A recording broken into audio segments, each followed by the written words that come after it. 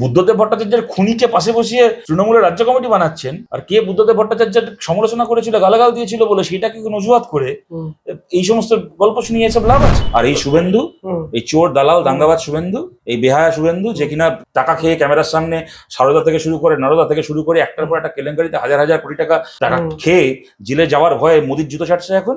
এই জুতো ছাড়া শুভেন্দু মাওবাদীদের দিয়ে আমাদের 400-র উপর কর্মীকে খুন করিয়েছিল 3 বছরে। তুমি তাহলে সরকারকে দিয়ে বলিয়ে আনো যে হ্যাঁ ছেলেটা অমুক মাওবাদীকে লাল সালাম বলেছিল বলে আমি ওকে টার্গেট করে গাড়ি চাপা দিয়েছি, তারপর তোমার এই কথাগুলো। বিশ্ববিদ্যালয়ের ছেলেমেয়েরা বিক্ষোভ দেখাচ্ছে, তুমি কিভাবে বিক্ষোভটাকে সামলাবে? তোমার দুটো পথ আছে। একটা পথ হচ্ছে তাদের ক্যাম্পাসের মধ্যে সমস্ত ডিপার্টমেন্টে স্বচ্ছভাবে শিক্ষক নিয়োগ করা, নিয়মিতভাবে পরীক্ষা স্বচ্ছভাবে কন্ডাক্ট করা, গণতান্ত্রিক ছাত্র সংসদ ভোট করা, পড়াশোনা শেষ করার পরে ছেলেমেয়েরা যাতে স্বচ্ছ নিয়োগের সুযোগ পায় নিজেরা, সেইটাকে নিশ্চিত করা। এইটা একটা পথ। আর একটা পথ হচ্ছে ক্যাম্পাসের মধ্যে পুলিশ ক্যাম্প, সিআরপিএফ ক্যাম্প, তোমার প্যারামিলিটারি ক্যাম্প বসিয়ে দেওয়া। দুটো পথের মধ্যে কোন পথটা সহজ আমরা জানি, আর কোন পথটা একটা দমন পীড়নমূলক রাষ্ট্রে ফ্যাসিস্টদের পথ আমরা সেটাও জানি।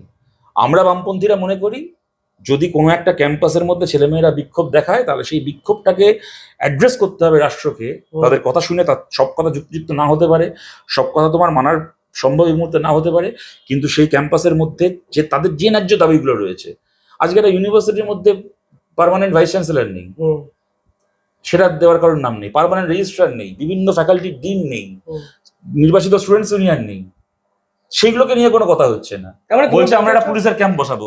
কিন্তু তুমি বলতে চাচ্ছো যারা সালকু ট্রিটমেন্ট দিতে চায়, দেশদ্রোহী স্লোগান দেয়, আজাদ কাশ্মীর বলে, তাদেরকে রাষ্ট্র যারা হ্যাঁ আলাপ আলোচনার মধ্যে 100% যে সালকু ট্রিটমেন্ট দিতে চায়, যে আজাদ কাশ্মীরের স্লোগান দিতে চায়, তার সঙ্গেও রাজনৈতিক ডায়ালগে এঙ্গেজ করতে হবে। যদি সে ওই সালকু ট্রিটমেন্ট যেটাকে বলে বেআইনি কিছু করতে চায়, তোমাকে ফিজিক্যালি মারতে চায়, ধরতে চায়, খুন করতে চায়, তাহলে তাকে গ্রেপ্তার করতে হবে, ট্রায়াল করতে হবে, তার বিচার করতে হবে। কিন্তু কখনো তার উপর দিয়ে গাড়ি চালিয়ে তার মুখ বন্ধ করা যাবে না। এটা আমরা একদম বলছি, এটা 100% বলছি। না হলে দুর্গাপুর এক্সপ্রেসওয়ের উপরও গাড়ি চালিয়ে দেওয়া যেত অনেকের উপর দিয়ে। আমরা তা তো করতে চাইনি কখনো, করার কথা দুশ্চিন্তাতে মাথায় আসেনি। আর আমি তোমাদেরকে বারবার করে অনুরোধ করছি, দয়া করে এই দুটোকে এক করো না। আমি বারবার করে যে কথাটা বলার চেষ্টা করছি, গাড়ি চালানোর সময় কেউ জানতো না যে শাহরুখ ট্রিটমেন্ট দিতে চায় না শাহরুখ খান ট্রিটমেন্ট দিতে চায়, সুতরাং ইটস ইমমেটেরিয়াল। কিন্তু এখন যে কথাগুলো উঠে এসছে এটা তো বাম রাজনীতির সমর্থক বা সমান্তরাল সরলরেখায় চলছে, বিকজ কেউ চালানোর চেষ্টা করছে। কিন্তু দেখো বামপন্থীরা, আমরা তো 34 বছর সরকার চালিয়েছি, 34 বছরে তো বাংলার এক কাটা জমিও কখনো কোনো বিচ্ছিন্নতাবাদীদের হাতে পড়েনি। 34 বছর তো বামফ্রন্ট সরকারের সময় সিপিএম এর বিরুদ্ধে অনেকে অনেক অভিযোগ করেছেন, অনেক কিছু করেছেন, কিন্তু জঙ্গিদেরকে সিপিএম মদত দিচ্ছে না, অভিযোগ কেউ করতে চায়নি। এবং তুমি যে পলিটিক্যাল এক্সট্রিমিস্ট বলো, সে তুমি দার্জিলিং এর ওই মানে গোর্খাল্যান্ড দাবিতেই যারা হাতে অস্ত্র তুলে নিয়েছিল তাদের কথাই বলো, যারা পৃথক কামতাপুরের দাবিতে হাতে অস্ত্র তুলে নিয়েছিল তাদের কথাই বলো, কি যারা জঙ্গল মহলে যারা মাওবাদের নামে হাতে অস্ত্র তুলে নিয়েছিল তাদের অস্ত্র তো আমাদেরই কর্মীদের রক্ত লেগে আছে। সিপিআইএম তো চিরকাল রক্ত দিয়ে এদের বিরুদ্ধে লড়াই করেছে চিরকাল। সুতরাং নতুন করে তো আমাদেরকে এখানে ব্যাখ্যা দেওয়ার বা নিজেকে জাস্টিফাই করার কিছু নেই। কিন্তু এইটুকু আমরা বলছি যে তুমি পশ্চিমবাংলার সমস্ত কলেজ ইউনিভার্সিটি বিনা ভোটে গায়ের জোরে দখল করেছে, একটা ইউনিভার্সিটিকে পারোনি, সেইটাকে তুমি এরকম ভাবে ভিলেন বানাতে পারো না। এবং আমি যেটাকে বলে শুরু করেছিলাম শিবম, আমি আবার বলছি, আমি এই কথাগুলো কোনো যাদবপুরের প্রাক্তন হিসেবে বলছি না। কোনো যাদবপুরের সাথে আমি যাদবপুরের ক্লাসরুমগুলো ভেতর থেকে কিরকম দেখতে হয় আমি জানি না। আমি ওদের ক্যাম্পাসটায় গেছি কয়েকবার ছাত্র আন্দোলন করার সময় বা টুকটাক গেছি, কিন্তু কোনো ক্লাসরুমকে ভেতর থেকে কিরকম, আমি একবার ওই যেটা বললাম এন্ট্রান্স টেস্টটা যখন দিয়েছিলাম তখন ওই ক্লাসে বসে পরীক্ষা দিয়েছিলাম, আর সেই পরীক্ষায় আমি চান্সও পাইনি, তো মিটে গেল। সুতরাং আমি কোনো যাদবপুরের ছাত্র হওয়ার কোনো সেন্টিমেন্ট থেকে কিন্তু কথাটা বলছি না, কিন্তু আমি এইটা জানি আমি যে সমাজে বাঁচতে চাই, যেমন সমাজ আমি দেখতে চাই, সেই সমাজে যাদবপুরের মতো একটা বিশ্ববিদ্যালয় আমাদের গর্ব। আজকে তুমি যাদবপুরের ছাত্র আন্দোলনের এত ভুল দেখছো, তুমি বলো তো। আমি কদিন আগে দেখলাম শুভময় মৈত্রটা খুব সুন্দর কথা বললেন, আমার সাথে ছিলেন একটা আলোচনা এবিপি আনন্দে, যেদিন তাপসী মণ্ডল দলবদল করলো, শুভময় মৈত্রটা খুব সুন্দর কথা বললেন যে যাদবপুরে সত্যি কারোর কোনো স্লোগান আমাদের ভালো না লাগতে পারে বলে ছেলেগুলোকে আমরা এত গালাগাল দিচ্ছি, ছেলে মেয়েগুলোকে এত তাদেরকে আমরা ভিলেন বানাচ্ছি। কিন্তু যাদবপুরে কিন্তু এইটা আপনি দেখবেন না যে কাল যে ডিএসএফ করে আজকে সকালবেলা সে ধান্দার জন্য এসএফআই করছে, কাল যে এসএফআই করতো আজকে সে ধান্দার জন্য ডিএসএফ করছে। একটু ধান্দার জন্য, একটু পাওয়ারের জন্য, একটু মানে স্বার্থের জন্য মুড়িমুড়কির মতো দলবদল করতে কিন্তু যাদবপুরে আপনি কাউকে দেখবেন না। আপনারা বড়রা যে উদাহরণটা সেট করছেন হুম। রাজনীতির নামে, সেরকম তো যাদবপুরে কেউ করছে না। কিন্তু না, আমি তোমাকে তো আবার একটা আমি কথা বলছি, দেখো কমরেড কমলা লাল সেলাম এই সকল স্লোগান গুলো কি কি? রাজনৈতিক এক্সাম্পল সেট কমরেড করছে। এই যে কে? ইন্দ্রানুজ ফেসবুক পোস্ট করেছে বুদ্ধবাবুকে দেদার খারাপ কথা বলা, লাস্টে বিভিন্ন মাওবাদী যারা মারা গেছে তাদের না নামে না, জয়ধ্বনি করা। আমি তো এটাও তো যাদবপুরের তুমি ছাত্র 100 বার, রাজনীতির এক্সাম্পল। না না না, তুমি 100 বার এটা বলতে পারো, 100 বার। সেটা যাদবপুরের ছাত্র রাজনীতির এক্সাম্পল কেন? সেটা পশ্চিমবাংলার রাজনীতির এক্সাম্পল, সেটা ভারতের রাজনীতির এক্সাম্পল। তারা পৃথিবীর যাদবপুর তো পৃথিবীর বাইরে না, পশ্চিমবাংলার বাইরে না। যখন যে মাওবাদীকে লাল সালাম জানাচ্ছে, সেই মাওবাদী যখন যাদবপুরের এই ধরনের না, না, রাজনীতি শেষ হওয়া না উচিত। না, সেই যে মাওবাদী, সেই কিন্তু সেটা গাড়ি চাপার মাধ্যমে না। আমি তো এটাই গাড়ি চাপাটা তার পৃথক ঘটনা, না হতে না, পারে, একদম পৃথক accidental ঘটনা না। হতে পারে। ওই ঘটনাটা না ঘটলে আজকে ইন্দ্রানুজকে তুমি জানতেও না, আজকে ইন্টারভিউটা হতো না, আর এতগুলো কথা মাঝখানে হতো না। একেবারেই শেষ পৃথক ঘটনা নয়, বুঝে নাও এটা। দ্বিতীয় কথা হচ্ছে, বারবার করে বলছি, তুমি তাহলে সরকারকে দিয়ে বলিয়ে আনো যে হ্যাঁ, ছেলেটা অমুক মাওবাদীকে লাল সালাম বলেছিল বলে আমি ওকে টার্গেট করে গাড়ি চাপা দিয়েছি, তারপর তোমার এই কথাগুলোর উত্তর দিচ্ছি। তুমি যতই চেষ্টা করো না কেন, এই দুটোর মধ্যে কোনো সম্পর্ক নেই। কেউ গাড়ি চাপা দেওয়ার আগে জানতো না যে ওইটা, এই গাড়ি চাপা দেওয়াটা স্বৈরাচার। আমি তোমায় বলছি যে এইটার সাথে এখন বিজেপি আরএসএস, দেখো তৃণমূলের সঙ্গে বামপন্থীদের ঝামেলা, বিজেপি আরএসএস সেখানে তৃণমূলের ফিল্ডিং করতে নেমে পড়লো, এবং ওদের বহুদিনের এজেন্ডা যাদবপুর বিশ্ববিদ্যালয় সেটাকে ডেমোনাইজ করার একটা সুযোগ পেয়ে এখন বন্ধন নাচ ডাকছে। কিন্তু হাজারবার চেষ্টা করলেও এই বাস্তবতাটা গুলিয়ে দেওয়া যাবে না যে কোন ছেলের কি রাজনৈতিক বক্তব্য ছিল তার সঙ্গে এই ঘটনাটার কোনো সম্পর্ক নেই, এই ঘটনাটা। সুতরাং ইটস ইররিলেভেন্ট যে যাকেই লাল সালাম দিয়ে থাক না কেন। আর এতগুলো লোককে খুন করলে কৃষণজি যখন মমতা বন্দ্যোপাধ্যায়কে মুখ্যমন্ত্রী দেখতে চেয়েছিল, তখন কৃষণজি কি ভগবান হয়ে গেছিল? তখন ছত্রধর মাহাতো বুদ্ধদেব ভট্টাচার্য, কারে তুমি বলছো এই বুদ্ধদেব ভট্টাচার্য গালাগাল দিয়েছিল?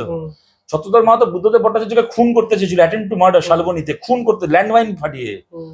সেই ছত্রধর মাহাতোকে তৃণমূলের রাজ্য কমিটির মেম্বার করেছেন মমতা বন্দ্যোপাধ্যায় জেল থেকে বার করে। বুদ্ধদেব ভট্টাচার্যের খুনিকে পাশে বসিয়ে তৃণমূলের রাজ্য কমিটি বানাচ্ছেন। আর কে বুদ্ধদেব ভট্টাচার্যের সমালোচনা করেছিল, গালাগাল দিয়েছিল বলে সেটাকে কোনো অজুহাত করে এই সমস্ত গল্প শুনিয়ে এসব লাভ আছে? না না, মাওবাদ বিকল্প নয়, আমাদেরকে শেখাচ্ছ ভাই। যে এই যে পার্টি অফিসে বসে আছে না, এই পার্টি অফিসে 400 জন আমাদের পার্টির খুন হওয়া কর্মীর নাম খালি বাংলার 3টে জেলায়, বাঁকুড়া, পশ্চিম মেদিনীপুর, পুরুলিয়া, 3টে জেলার রাস্তাঘাটে লেখা আছে। আমাদের মাওবাদীদের সাথে খুন হয়েছে আমাদের 400 লোক। আর এই শুভেন্দু, এই চোর দালাল দাঙ্গাবাজ শুভেন্দু, এই বেহায়া শুভেন্দু, যে কিনা টাকা খেয়ে ক্যামেরার সামনে সারদা থেকে শুরু করে নরদা থেকে শুরু করে একটার পর একটা কেলেঙ্কারিতে হাজার হাজার কোটি টাকা খেয়ে জেলে যাওয়ার ভয়ে মোদির জুতো ছাড়ছে এখন।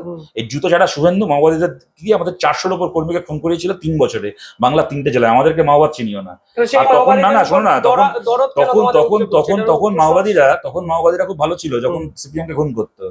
আর এখন যদি সিপিএম পাশে দাঁড়িয়েছে মাওবাদীর, সিপিএম কোনো মাওবাদীর পাশে দাঁড়ায়নি, এটাই বোঝা। আমি আবার ঘুরে ফিরে আসছি তোমাকে।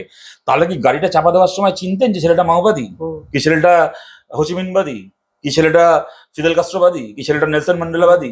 চিনতে কেউ? চিনতো না তো। কথাটাকে তো কোনো অজুহাত হিসেবে ব্যবহার করা হচ্ছে। গাড়িটা চাপা দেওয়ার পরে এখন বলছে ছেলেটার রাজনীতি আমার পছন্দ হয়নি, রাজনীতিতে কোনো সমস্যা না পেলে বলতো ছেলেটা চুলের ছাড়টা আমার পছন্দ হয়নি। এগুলো তো দুরাত্মার ছল, এগুলো তো কুযুক্তি। সুতরাং এই প্রসঙ্গটা কেন অবান্তর? দ্বিতীয় কথা আমি তোমাকে বলছি, আমাদেরকে মাওবাদ চিনিও না। আমাদের একের পর এক কর্মী যখন খুন হতো জঙ্গলমহলে, আর যাদবপুরে কিছু ছেলে মেয়ে পোস্টার লাগাতো ছত্রধর মাহাতো লাল সালাম, কৃষণজি লাল সালাম, তখন আমরা বলেছিলাম যে এই মাওবাদের বিরুদ্ধে রাজনৈতিকভাবে আমাদেরকে লড়াই করতে হবে। কিন্তু যাদবপুরের কোনো ছাত্রকে গাড়ি চাপা দেওয়াটা মাওবাদের বিরুদ্ধে লড়াই নয়। আর এই যে কথাটা বলছো না যে আমাদের ইয়ে করছে, আমরা তার পাশে কেন দাঁড়াচ্ছি? দেখো শোনো, এইটা আমরা নতুন কিছু না, এটা আমরা চিরকাল করে এসেছি ভাই। এই যে দেওয়ালে ছবিটা দেখছি জ্যোতি বসুর, এই তোমার ডান দিকে দেওয়ালে জ্যোতি বসুর ছবিটা রয়েছে। 77-এ ক্ষমতায় আসার আগে এই জ্যোতি বসু প্রমোদ দাশগুপ্ত বলেছিলেন রাজনৈতিক বন্দী মুক্তি, আমরা ক্ষমতায় আসলে রাজনৈতিক বন্দীদের মুক্তি দেব। ক্ষমতায় এসে রাজনৈতিক বন্দীদেরকে মুক্তি দিয়েছিলেন কাদেরকে? খালি সিপিএম এর যে লোকেরা জেলে ছিল তাদেরকে নয়, সিপিআইএম এর কর্মীদেরকে খুন করার অভিযোগে যে নকশালরা জেলে ছিল তাদেরকেও মুক্তি দিয়েছিলেন জ্যোতি বসু, প্রমোদ দাশগুপ্ত, কমিউনিস্ট পার্টি, বামফ্রন্ট, সিপিআইএম। এইটা আমাদের চিরকালের বক্তব্য যে আমার ভল্টায়ারের যে কথাটা, আমি জানি না সত্যি ভল্টায়ার বলেছেন, এখন অনেক মতামত পাওয়া যায়, বলে অনেকে বলে যে ভল্টায়ারের কথা নয়, কিন্তু ভল্টায়ারের উক্তি হিসেবেই ওটা প্রচলিত, বিখ্যাত। I might not agree with what you are saying, but I will defend to my last breath your right to say what you are saying. আমি তোমার সাথে একমত হতে না পারি, কিন্তু তোমার কথাটাকে বলার তোমার অধিকারের সপক্ষে আমি আমার শেষ নিঃশ্বাস অব্দি লড়বো। যে রাজনৈতিকভাবে আমার বিরোধী তারও কথা বলার অধিকার আছে। এর জন্য চিরকাল বামপন্থীর অবস্থান নিয়ে এসছে। আজিজুল হক এখন খুব অসুস্থ, তুমি পারলে একবার দেখা করে এসো, ওনাকে জিজ্ঞেস করে এসো।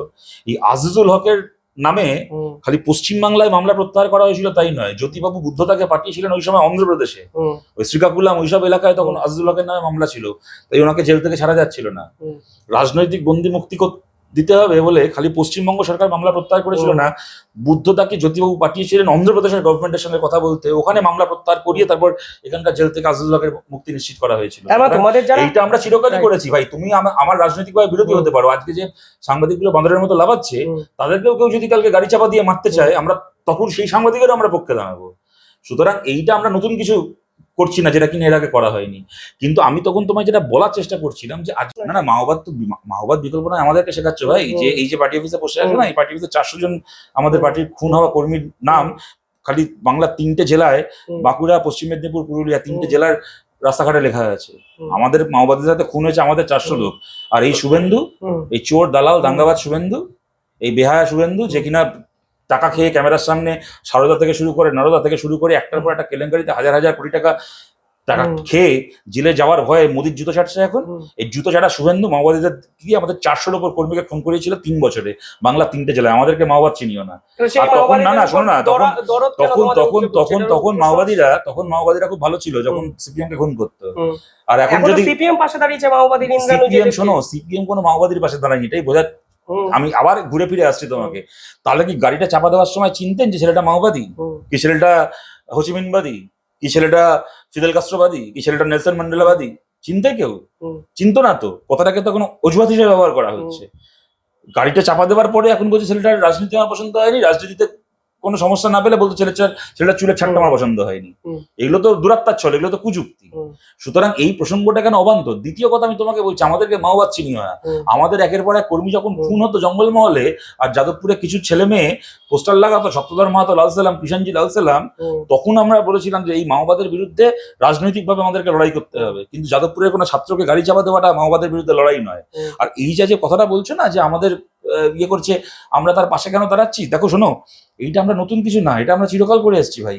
এই যে দেওয়ালে ছবিটা দেখছি জ্যোতি বসুর, এই তোমার ডান দিকে দেওয়ালে জ্যোতি বসুর ছবিটা রয়েছে। ৭৭-এ ক্ষমতায় আসার আগে এই জ্যোতি বসু প্রমোদ দাশগুপ্ত বলেছিলেন রাজনৈতিক বন্দি মুক্তি, আমরা ক্ষমতায় আসলে রাজনৈতিক বন্দীদের মুক্তি দেব। ক্ষমতায় এসে রাজনৈতিক বন্দীদেরকে মুক্তি দিয়েছিলেন কাদেরকে? খালি সিপিএম এর যে লোকেরা জেলে ছিল তাদেরকে নয়, সিপিআইএম এর কর্মীদেরকে খুন করার অভিযোগে যে নকশালরা জেলে ছিল তাদেরকেও মুক্তি দিয়েছিলেন জ্যোতি বসু, প্রমোদ দাশগুপ্ত, কমিউনিস্ট পার্টি, বামফ্রন্ট, সিপিআইএম। এইটা আমাদের চিরকালের বক্তব্য যে আমার ভল্টেয়ারের যে কথাটা, আমি জানি না সত্যি ভল্টেয়ার বলেছেন, এখন অনেক মতামত পাওয়া যায়, বলে অনেকে বলে যে ভল্টেয়ারের কথা নয়, কিন্তু ভল্টেয়ারের উক্তি হিসেবেই ওটা প্রচলিত, বিখ্যাত। I might not agree with what you are saying, but I will defend to my last breath your right to say what you are saying. আমি তোমার সাথে একমত হতে না পারি, কিন্তু তোমার কথাটাকে বলার তোমার অধিকারের সপক্ষে আমি আমার শেষ নিঃশ্বাস অব্দি লড়বো।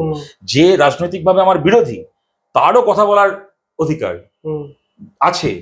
এর জন্য চিরকাল বামপন্থীর অবস্থান নিয়ে এসছে। আজিজুল হক এখন খুব অসুস্থ, তুমি পারলে একবার দেখা করে এসো, ওনাকে জিজ্ঞেস করে এসো।